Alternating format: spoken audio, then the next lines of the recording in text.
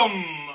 I think it's become apparent by now that mi familia likes to overdo it. I mean, seriously. That King Kevin Piastradvent, that was real. Oh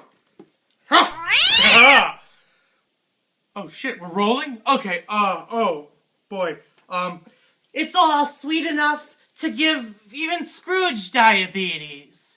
Which, by the end of the movie, he doesn't deserve. Here, come on. Have some Christmas candy. Shit, I mean, at this point, they ought to appoint me to Captain Christmas!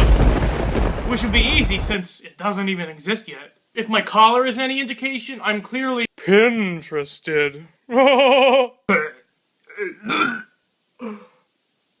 god. That was so lame. It wasn't even a joke. And look, it's the meat ghost of Christmas Present. Unnecessary shout out to Joan and Vasquez. Speaking of shameless plugs, my Pinewood Derby thingy that I made years ago when I was in Boy Scouts. This baby won me 2nd place. Pinewood flavor. Have your elf a merry little Christmas. We've even got Winnie the Pooh. This is just some kind of cool practical joke or what? I mean, since when was Winnie the Pooh Christian? And now, on to tonight's business. Back in 2007, which seems like a long time ago, yet at the same time, not at all. I was in a Christmas school production called Elves on Strike.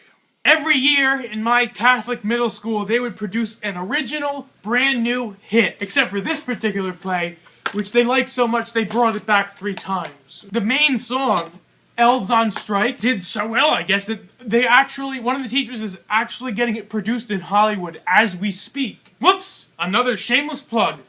At this point, we might as well turn it into a drinking game.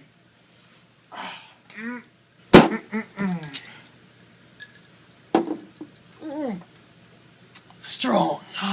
Although the production value of it was just as sucky as any other middle school play, I have to say that the writing and the music were TV quality. Although, maybe that doesn't do it justice since, in today's world, TV quality is an oxymoron. A lot of people don't know that I've been in a lot of school plays. I mean, although I haven't completely been in a high school production, these were just as difficult to pull off. I had been competing for the part of Santa Claus. Of course, I didn't get the part because the son of the woman who made the costumes got it. You know, ass-kissing politics. I was bitter at the time, but now looking back, I'm glad I played the role that I did. You see, when I auditioned, they noticed that when I read the part, I tried to do a voice for Santa, but to them, it sounded too much like a news reporter. The consensus agreement among the school was that I was the class clown, so naturally, they cast me as the funny news anchor. Back then, I had forgotten about Jon Stewart. I didn't know about Weekend Update. I was completely unaware of the Colbert Report, those of which are now some of my major comedic influences. So now I'm glad I got the parts that I did. Granted, the jokes they wrote really suck. Ho, ho, ho, what a day! I'll just sit back and relax and watch the news.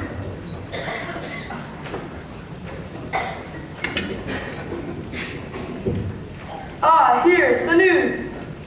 Good evening, I'm Abe Anchor.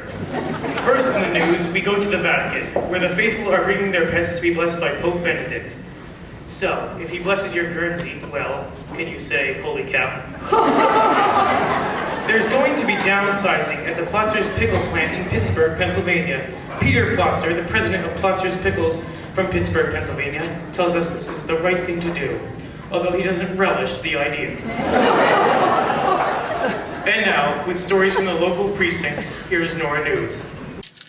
I recently found in my archives, I remember the 3 teachers that directed this play every year, they called themselves the 3 Ps, because all their last names started with that letter. I remember suggesting to them, let me help you with rewrites, this way we can be the 4 Ps. Yeah, pretty ballsy for a 7th grader. Nora, sorry to interrupt, but this just came into the newsroom. Apparently, they have captured the nabbers of the Nativity newborn. We go live to the local precinct, where the suspects are being held. Roberta reporter, please bring us up to date on this horrible holiday happening. And that's all from the local precinct. Thank you, Roberta reporter. Ladies and gentlemen, this just came into the newsroom. From the North Pole, we go to Brad Bulletin on location in front of Santa's workshop. Brad? Opening night was on my mother's birthday. When everyone was doing the acknowledgments at the end, and I was handing out bouquets, or bouquets if you're an asshole, I went up to the director, and I asked them if I could wish my mama a happy birthday, since, you know, it was that night. He says to me, get this, he says to me, alright, this fucking guy has the nerve to say to me, no, it'll cause too much commotion. Really? Already doing shout-outs at the time. A sad, unjolly truth I feel I should bring to light about this school is it's located in a small, white, old, racist town. So I thought it was really wrong that the only 2 Hispanic kids in the school were cast as the criminals in the play. Apparently the teachers who wrote the script thought that'd be a real crowd pleaser. Also, one of them happens to be the janitor's son. I kid you not. Today's video is essentially making up for it.